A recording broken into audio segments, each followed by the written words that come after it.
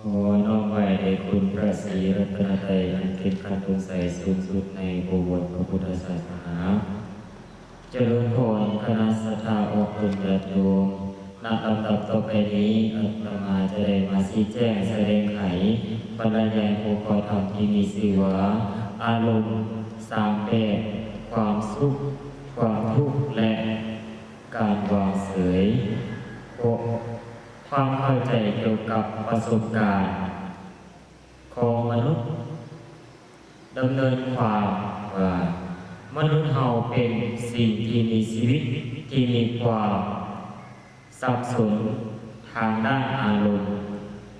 ณ์เป็นส่วนหนึ่งที่สำคัญของคนประสบการณ์ของเราสิ่งที่จะส่งผลกระทบต่อความคิดการกระทำและความสัมพันธ์ของเราในบรรดาอารมณ์ทั้งหมด3อารมณ์ที่โดดเด่นที่สุดคือความสุขความทุกข์และการความวางเฉยความสุขเป็นอารมณ์ในทางบวกที่เกี่ยวข้องกับความรู้สึกพอใจความเพลิดเพลินและความสุขมันเป็นอารมณ์ที่เราทุกคนปรารถนาและมันสามารถเกิดขึ้นได้จากหลายๆแห่งซึ่งว่าเราจะรู้ได้ว่ามีดังต่อไปนี้ความสำเร็จความรักและความสุขจากการใส่ชีวิตความสุขอันนี้ความสุขเนาะอันนี้ก็คือความสุขเนาะวันนี้จะบอกความทุกข์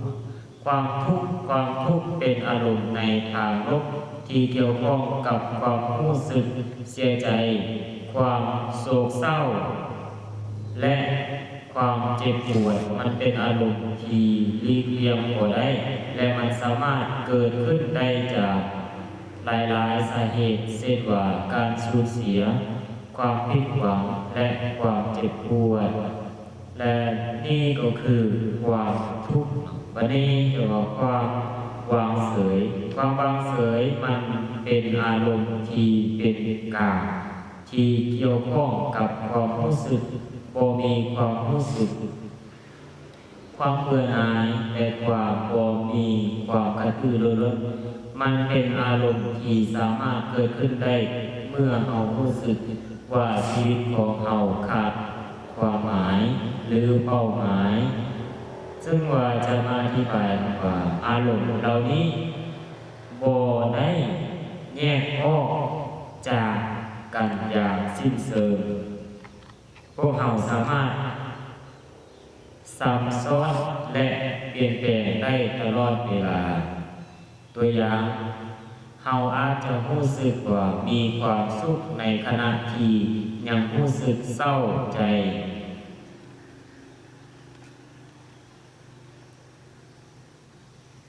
มีความรู้สึกเศร้าใจเล็กน้อยอารมณ์ยังสามารถมีความแตกต่างกับในความเข้มขึ้นเนาะเข้มขึ้นตัวอย่างว่าเราอาจจะรู้สึกมีความสุขเล็กน้อยหรือมีความสุขหลายแล้วก็จะมาพิจารณาวิสูตรเปิด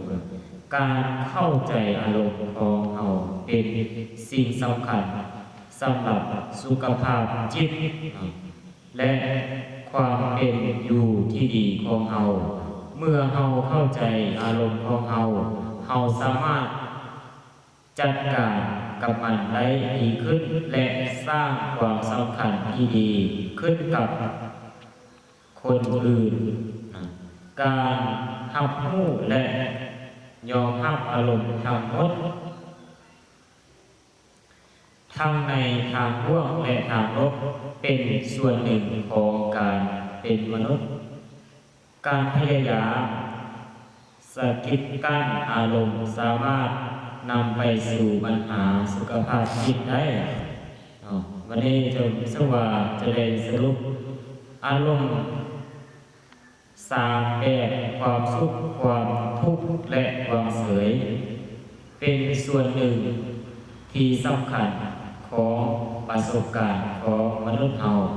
การที่เฮาจะเข้าใจอารมณ์ของเฮาเป็นสิ่งสำคัญสำหรับสุขภาพจิตและความเป็นอยู่ที่ดีของเฮาโดยการรับรู้และยอมรับอารมณ์ของเฮาสามารถดำรงชีวิตที่มีความหมายและความพอใจหลายขึ้นเมื่อรู้จักอารมณ์ความสุขความทุกข์และการวางเฉยเฮาก็จะรู้จักตัวเองซึ่งนี้ก็คือหัวข้อธรรมที่มีชื่อว่าอารมณ์สามแบบความสุขความทุกข์และความวางเฉยความเข้าใจเกี่ยวกับประสบการณ์ของมนุษย์เฮาซึ่งว่าข้อนี้ก็เห็นว่าสมควรแก่เวลาแล้วมันจะได้ยุติไว้ในเพียงเท่านี้ขอขอบใจ